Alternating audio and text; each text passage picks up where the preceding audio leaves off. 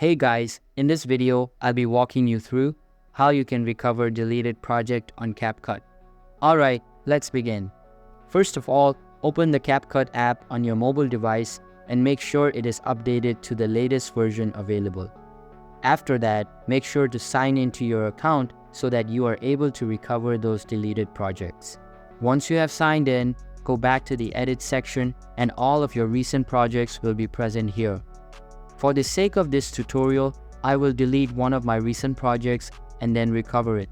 Now, in order to recover your project, tap on this blue space embed beside the project header and then access the auto uploaded folder. Inside it, you can see that all of my projects are present.